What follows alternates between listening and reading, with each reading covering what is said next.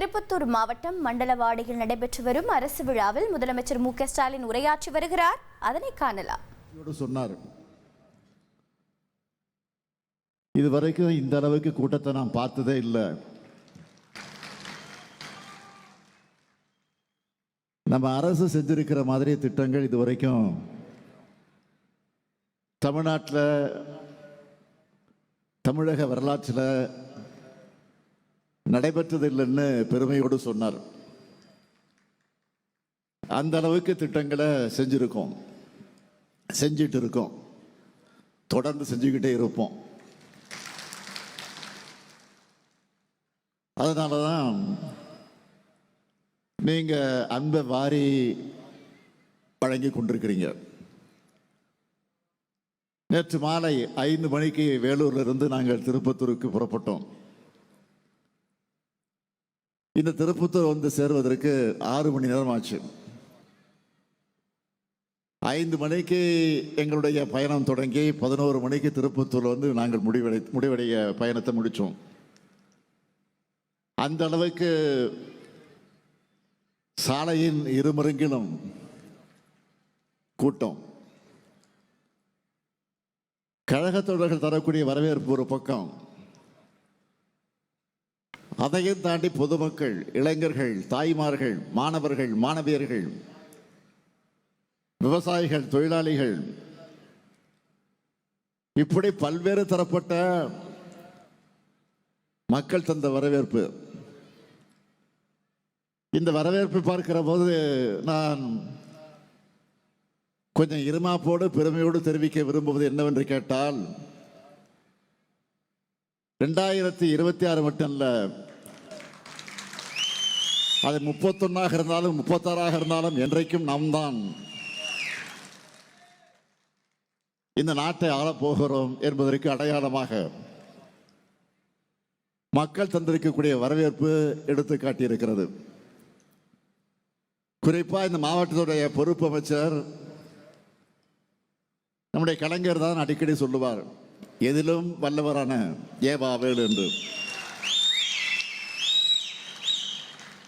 அவர் சிறப்பாக ஒருங்கிணைச்சு இந்த நிகழ்ச்சியை உருவாக்கி இருக்கிறார். அவர் திருவண்ணாமலை மாவட்டமாக இருந்தாலும், ஆனால் அதே நேரத்தில் எங்கும் வல்லவராக, எப்பொழுதும் வல்லவராக இருப்பவர் தான் அவர். அதனால தான் திருப்பத்தூர் மாவட்டத்திற்கு நாங்கள் பொறுப்பாளராக தலைமை கழகத்தின் சார்பில் நியமிச்சிருக்கிறோம். தன்னுடைய பொறுப்பில் இருக்கக்கூடிய துறையை மட்டுமல்ல, பொறுப்பு மாவட்டத்தையும் சிறப்பாக வளர்த்தெடுத்திருக்கிறார் அமைச்சர் வேலு அவர்கள். அதே போல் அவருக்கு துணை நிற்கக்கூடிய இந்த மாவட்ட மக்கள் பிரதிநிதிகளுக்கும் என்னுடைய மனமார்ந்த வாழ்த்துக்களையும் பாராட்டுக்களையும் நான் தெரிவித்துக் கொள்ள விரும்புகிறேன். அதேபோல் மாவட்ட ஆட்சித்தலைவர் சிவசவுந்தரவல்லி அவர்கள் மிக சிறப்பாக செயல்பட்டு இந்த விழா சிறப்பாக நடைபெற காரணமாக இருந்திருக்கிறார். அவருக்கு துணை நிற்கக்கூடிய மாவட்டத்தை சார்ந்திருக்கக்கூடிய அரசு அலுவலர்களுக்கு என்னுடைய நெஞ்சார்ந்த பாராட்டுக்களையும் வாழ்த்துக்களையும் நான் தெரிவிக்க விரும்புகிறேன். இன்று நாம் பெருமையோடும் மகிழ்ச்சியோடும் இந்த விழாவில் பங்கேற்றிருக்கிறோம் என்று சொன்னால், தமிழ்நாட்டின் நலன் மேல அக்கறை இல்லாத, கடந்த கால ஆட்சியாளர்களால் சீரடைஞ்ச தமிழ்நாட்டோட வளர்ச்சியை நம்ம திராவிட மாடல் அரசு இந்த 4 ஆண்டுகளை மீட்டெடுத்து வரலாறு காணாத வளர்ச்சிக்கு நாம் கொண்டு சென்றிருக்கிறோம். இதை நான் தமிழ்நாட்டுடைய முதலமைச்சராக சொல்லுகிறேன் என்று நீங்கள் கருத வேண்டிய அவசியம் இல்லை.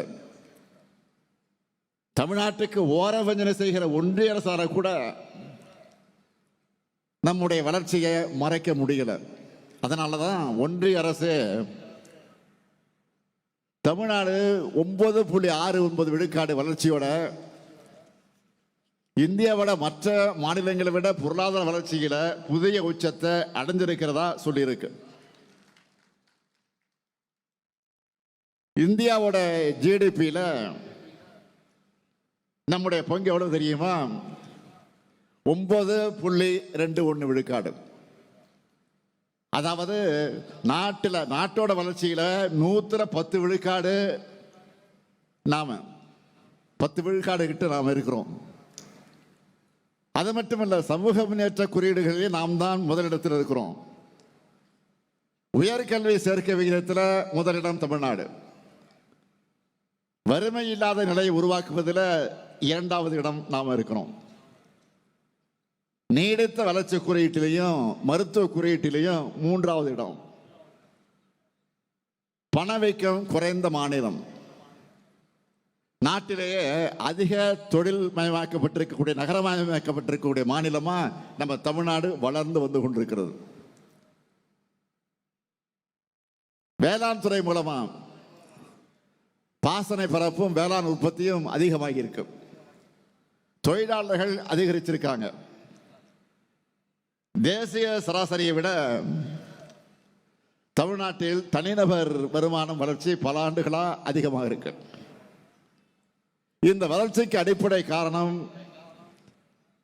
தலைநகரான சென்னையை சுத்தி மட்டும் வளர்ச்சி செய்யப்படாம தமிழ்நாட்டோட அத்தனை பகுதிகளுக்கும் தொழில் வளர்ச்சி செய்யணுங்கிற செயல்படக்கூடிய எண்ணம் தான் அதற்கு காரணமாக அமைந்திருக்கிறது. எல்லாருக்கும் எல்லாம், எல்லா மாவட்டங்களுக்கும் எல்லாம் என்கிற வகையில் தொழில் நிறுவனங்களை உருவாக்கி வேலை வாய்ப்புகளை வழங்குகிறோம். இதனால் தான் நகர பகுதிகள் மாதிரியே கிராம பகுதிகளும் வளருது. நான் கோட்டையில இருந்து கொண்டு மட்டும் பணிகளை செய்யல, தொடர்ந்து மாவட்டங்களுக்கு சுற்றுப்பயணம் மேற்கொண்டு வருகிறேன். குறைஞ்சது ஒரு மாசத்துக்கு 3 மாவட்டங்களுக்கு போகிறேன். இந்த மாசத்துல மட்டும் சேலம் மாவட்டம், தஞ்சாவூர் மாவட்டம், அடுத்து இப்போ திருப்பத்தூருக்கு வந்திருக்கிறேன். நம்ம திருப்பத்தூருக்கு திராவிட மாடல் ஆட்சியில் செய்யப்பட்டிருக்கக்கூடிய திட்டங்களை பட்டியலிட்டு சொல்லணும்னா சுருக்கமாக சொல்றேன், தலைப்புச் செய்திகளாக சொல்றேன். 182 கோடி ரூபாய் மதிப்பீட்டில் திருப்பத்தூர்ல குடிநீர் திட்டம் செயல்பாட்டுக்கு வந்திருக்கு. 425 கோடி ரூபாய் மதிப்பீட்டில் சாலை மேம்பாட்டு பணிகள் நடந்திருக்கு. 14 பாலங்கள் கட்டப்பட்டிருக்கு. பள்ளிக்கூடங்கள்ல 114 அறிவியல் ஆய்வகங்களை அமைச்சிருக்கிறோம். பள்ளிகளை மேம்படுத்த 489 பணிகள் நடந்திருக்கு. அனைத்து கிராம அண்ணா மறுவழி திட்டத்தில் 100 கோடி ரூபாய் மதிப்பில் 1536 உள்கட்டமைப்பு பணிகள் நடந்திருக்கு. 211 கோயில்களுக்கு குடமுழுக்கை நடத்தி இருக்கிறோம். அது மட்டுமல்ல, தொடர்ச்சியா முக்கியமா நாற்றாம்பள்ளி வட்டத்தில் 125 ஏக்கர் பரப்பளவில் 250 கோடி ரூபாய் மதிப்பீட்டில் 2500 வேலை வாய்ப்புகளை வழங்கக்கூடிய தோல் அல்லாத காலனி உற்பத்தி பூங்கா அமைக்கப்பட இருக்கு. திருப்பத்தூர், வாணியம்பாடி மற்றும் ஆம்பூர்ல பணிபுரியக்கூடிய பெண்களுக்கான விடுதிகள் அமையவிருக்கு. 15 கோடி ரூபாய் மதிப்பீட்டில் விளையாட்டு வளாகம் அமைக்கிற பணிகள் நடந்து கொண்டிருக்கிறது. ஏலகிரி மலையில் 15 கோடி ரூபாய் மதிப்பீட்டில் சுற்றுச்சாலை மேம்படுத்தப்பட இருக்கு. ஏலகிரி சுற்றுலா வசதிக்காக 10 கோடி ரூபாய் ஒதுக்கப்பட்டிருப்பதோடு ஒன்றிய சாலைகள் மாவட்ட சாலைகளாக தரம் உயர்த்தப்பட இருக்கு.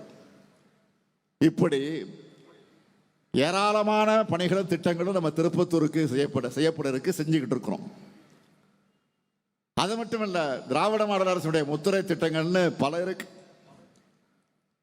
அதில் இந்த திருப்பத்தூர் மாவட்டத்தில் மட்டும் பயனடைவங்க விவரத்தை தலைப்புச் செய்தியா சொல்றேன்.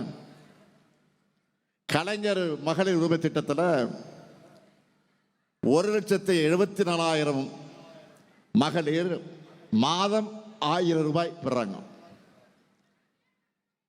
இந்த 1000 ரூபாய் பெறக்கூடிய மகளிர் உரிமை தொகை பற்றி சொல்லுகிற போது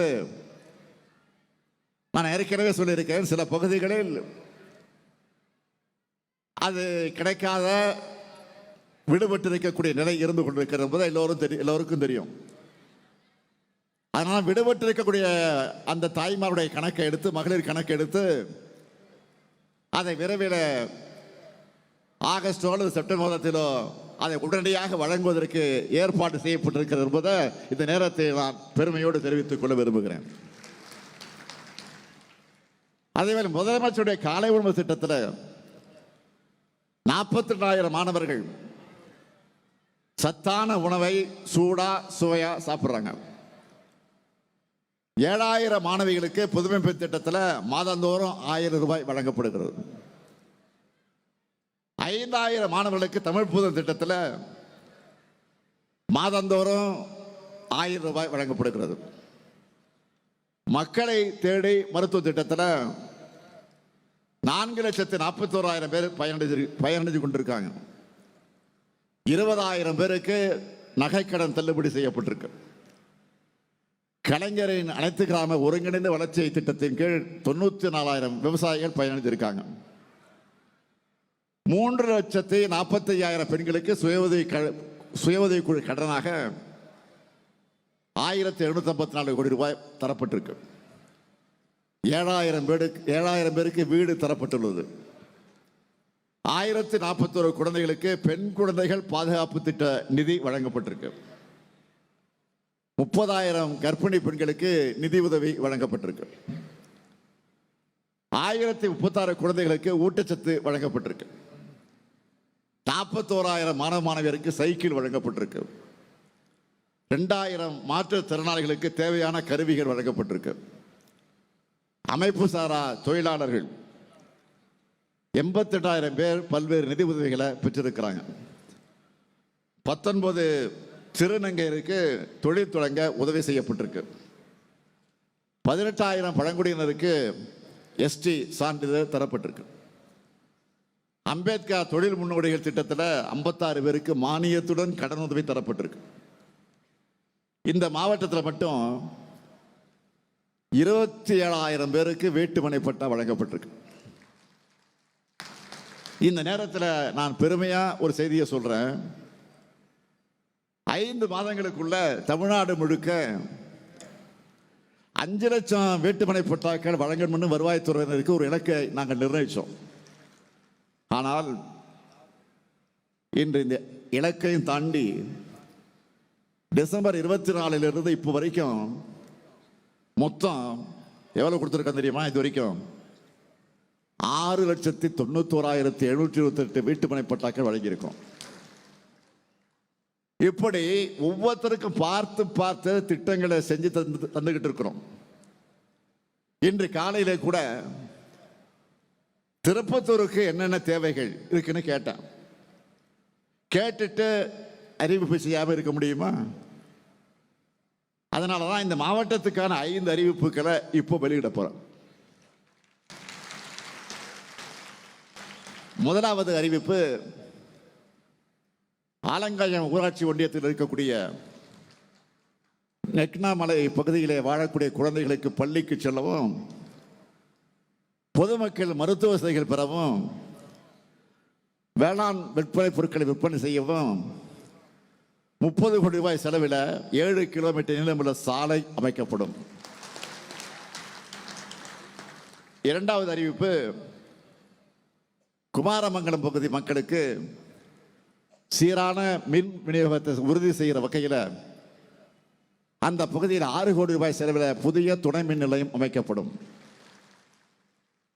மூணாவது அறிவிப்பு, நல்லகுண்டா பகுதியில் ஏற்கனவே அறிவிக்கப்பட்டுள்ள தோல் அல்லாத காலணி உற்பத்தி பூங்காவை ஒட்டி 5,000 பேருக்கு வேலை வாய்ப்புகள் வழங்குகிற வகையில் 250 ஏக்கர் பரப்பளவில் 200 கோடி ரூபாய் செலவில் புதிய சிப்காட் தொழில் பூங்கா அமைக்கப்படும். நான்காவது அறிவிப்பு, திருப்பத்தூர் நகரத்தோட மைய பகுதியில் பழைய பேருந்து நிலையம் அமைஞ்சிருக்கக்கூடிய இடத்துல 18 கோடி ரூபாய் செலவில் அடுக்குமாடி வணிக வளாகம் அமைக்கப்படும். ஐந்தாவது அறிவிப்பு, ஆம்பூர் நகர மக்கள் பயன்பெறக்கூடிய வகையில் 1 கோடி ரூபாய் செலவில் புதிய நூலக கட்டடம் கட்டப்படும். நாம அறிவிப்புகளை மட்டும் பண்றதில்லை, அவற்றை விரைந்து செயல்படுத்தி அதையும் ஆய்வு செஞ்சுட்டு இருக்கிறோம், தொடர்ந்து ஆய்வு செஞ்சுட்டு இருக்கிறோம். நேற்று நான் திருப்பத்தூர் வரக்கூடிய வழியில் பூதலூர் ஊராட்சியில் இருக்கக்கூடிய கலைஞர் கனவு இல்லத்தை போய் பார்வையிட்டேன். அங்கே குடியிருந்த ஒரு தாய், அவரை போய் நான் சந்தித்தேன், வீட்டுக்குள்ளே போய் சந்தித்தேன். அவங்க அடைந்த மகிழ்ச்சிக்கு அளவே இல்லை. அவங்க மகிழ்ச்சி தான் என்னுடைய மகிழ்ச்சி. முத்தமிழர் கலைஞருடைய முக்கியமான கனவுகளை ஒன்று குடிசையில்லா தமிழ்நாடு. அந்த கனவை நனவாக்குற வகையில் கலைஞர் பெயரால கனவு இல்லம் திட்டத்தில் வர 2030ஆம் ஆண்டுக்குள்ள தமிழ்நாட்டின் ஊரக பகுதிகளில் 6 ஆண்டுகளில் 8 லட்சம் கான்கிரீட் வீடுகளை கட்டித்தர போறோம். ஒரு வீட்டுக்கு 3 லட்சம் ரூபாய் தரோம். கடந்த 2 ஆண்டுல மட்டும் 2 லட்சம் வீடுகள் கட்ட 7,000 கோடி ரூபாய் ஒதுக்கீடு செஞ்சோம். அதில் 90,000 வீடுகள் கட்டி முடிச்சிட்டோம். மீதமுள்ள வீடுகள் அந்த பணி விரைந்து நடந்து கொண்டிருக்கிறது. இதை நான் தொடர்ந்து ஃபாலோ பண்ணிக்கிட்டே இருக்கேன், கேட்டுக்கிட்டே இருப்பேன். இதே போல ஒன்றிய அரசு வீடு கட்டுகிற திட்டமும் இருக்கு. அது ஒரு திட்டம் வச்சிருக்கிறாங்க. யாருடைய பேரில்? பிரதம மந்திரி ஊரக குடியிருப்பு திட்டம்னு அதுக்கு பேர். ஒரு வீடு கட்டுவதற்கு 1,20,000 நிர்ணயிச்சாங்க. இதில் 60 விழுக்காடு நிதியை ஒன்றிய அரசும் 40 விழுக்காடு நிதியை மாநில அரசும் தரணும். 1,20,000 வீடு கட்ட முடியுமா? அதுலேயும் 60%, அதாவது 72,000 ரூபாய் தான் ஒன்றிய அரசு தருது. மீதி கூடுதலாக நம்ம மாநில அரசு 1,62,000 ரூபாய் கொடுத்து வீடு கட்டி தரோம். பேரு தான் அவங்களோடது, நிதி நம்மோடது. அதனால தான் நான் ஏற்கனவே ஒரு டைலாக் சொன்னேன், நினைவுபடுத்தினேன். மாப்பிள்ளை அவர் தான், ஆனால் அதை போட்டு இருக்கக்கூடிய சட்டை என்னோடது. இப்படிதான் தமிழ்நாட்டுக்கு தர வேண்டிய நிதியை ஒழுங்கா தர்றதில்லை, தந்தாலும் அரைக்குறை தான். இந்த நிலையில ஒன்றியத்தில் இருக்கிறவங்களோட எண்ணம் எப்படி இருக்கு? தமிழ்நாட்டு மக்களை மதத்தால சாதியால பிளவுபடுத்த தொடர்ந்து முயற்சி செஞ்சுக்கிட்டு வராங்க. அவங்களால முடியாதப்போ இங்க இருக்கக்கூடிய அதிமுக கட்சியை சேர்த்துக்கிறாங்க. நாம கேட்கிறது, நாட்டில் வளர்ச்சி செய்யறது சரியுது, நாட்டில் இருக்கக்கூடிய வளர்ச்சி சரியுதுன்னு, மக்களுடைய வாழ்வாதாரம் பாதிக்கப்படுதுன்னு, வேலை வாய்ப்பு இல்லைன்னு சொன்னா பிஜேபி அதிமுகவும் மக்களை பற்றி கவலைப்படாம மதத்துக்காக கவலைப்படுறாங்க. இதுதான் அவங்க அரசியல். தமிழ்நாட்டில் மதத்துக்கு ஆபத்துன்னு அதிமுக வச்சுக்கிட்டு பாஜக பேசுறாங்க. உண்மையிலே சொன்னா தமிழ்நாட்டில் பாஜக கூட்டணிக்கு தான் இப்போ ஆபத்து. மிஸ்டு கால்லாம் கொடுத்து பார்த்தாங்க, கட்சியை வளர்க்க முடியாமல் போனவங்க தங்களுடைய அரசியல் லாபத்துக்காக இப்ப கடவுள் பெற மிஸ்யூஸ் பண்றாங்க, மிஸ்யூஸ் பண்ணிட்டு இருக்கிறாங்க. இவங்களோட போலி பக்தியை, அரசியல் நாடகத்தை இங்க யாரும் ஏற்க மாட்டாங்க. இது தமிழ்நாடு, தந்தை பெரியார் உருவாக்கிய மண், அண்ணா வளர்த்த மண், கலைஞர் அவர்கள் இதை மீட்ட மண். தமிழ்நாடு அனைத்து மதத்தினருக்கும் தங்கள் உரிமையோடும் பிற மதத்தினரோட நல்லிணக்கத்தோடும் வாழுகிற மண் இது. கடந்த 4 ஆண்டு காலத்தில் தமிழ்நாடு வரலாற்றில் இல்லாத அளவுக்கு 3000 கோயில்களுக்கு குடமுழுக்கு நடத்தி இருக்கிறோம். அதே போல் 84 கோடி ரூபாய் மதிப்பீட்டில் தேவாலயங்களையும் மசூதிகளையும் புனரமைக்க நிதி ஒதுக்கி இருக்கிறோம். இதுதான் நம்ம திராவிட மாடல். இதையெல்லாம் பார்த்துத்தான் மதவாத அரசியல் பண்றவங்களுக்கு பத்திக்கிட்டு எரியுது. அவங்களால தமிழ்நாட்டுக்கு செஞ்ச வளர்ச்சியை பற்றி பேச முடியல, ஓட்டு கேட்க முடியாது. செஞ்சிருந்தது தானே சொல்ல முடியும். அதனால தான் இப்போ மதத்தை வச்சு அரசு செய்யலாம்னு பார்த்தா அங்கேயும் திமுக ஸ்கோர் பண்ணிட்டாங்களே, இன்றைக்கு கதறிட்டு இருக்காங்க. ஏதாவது ஒரு குழப்பத்தை ஏற்படுத்த படாத பாடுபடுறாங்க. அவங்களுக்கு நான் சொல்லிக் கொள்வது, மீண்டும் சொல்லுகிறேன், இந்த மண் தந்தை பெரியார் பண்படுத்தி இருக்கக்கூடிய மண், பேரறிஞர் அண்ணாவால் மேன்மைப்படுத்தப்பட்டிருக்கக்கூடிய மண், தலைவர் கலைஞர் அவர்களால் வளர்க்கப்பட்டிருக்கக்கூடிய மண். இப்படிப்பட்ட தலைவர்களை நீங்க கொச்சைப்படுத்தி வீடியோ போடுறீங்க, அதை கைகட்டி வேடிக்கை பார்க்குது யாரு? அண்ணா பேர்ல கட்சி நடத்துகிற கூட்டம். அண்ணா பேரையே அவங்க அடமானம் வச்சுட்டாங்க. இன்னைக்கு கட்சியை அடமானம் வைக்கிறவங்க நாளைக்கு தமிழ்நாட்டை அடமானம் வைக்க நாம அனுமதிக்க கூடாது. தமிழ்நாடு தன்மானம் உள்ள தமிழ்நாட்டு மக்களும் இந்த மண்ணுக்கு எதிராக பின்னப்படுகிற சதி வேலைகளோட நோக்கத்தை புரிஞ்சு தமிழினத்துக்கும் எதிரானவங்களுக்கும் எதிரிகளுக்கும் துணை போக துரோகிகளுக்கும் ஒரு சேர பாட புகட்டணும். உங்களுக்கு அரணாக என்றைக்கும் இருக்கக்கூடிய திராவிட முன்னேற்ற கழகம், இந்த முத்துவேல், கருணாநிதி, ஸ்டாலின் எப்பொழுதும் இருப்போம். அதேபோல் நீங்களும் என்றைக்கும் எங்களுக்கு துணையாக இருக்கணும் என்று கேட்டு விடைபெறுகிறேன். நன்றி, வணக்கம். ட்ரெண்ட ஃப்ரெண்ட் ஆக்கிக்கோங்க. 2.5 கோடிக்கும் அதிகமான தந்தி டிவியின் சப்ஸ்கிரைபர்ஸ் அண்ட் ஃபாலோவர்ஸ் குடும்பத்துல நீங்களும் இணையுங்க.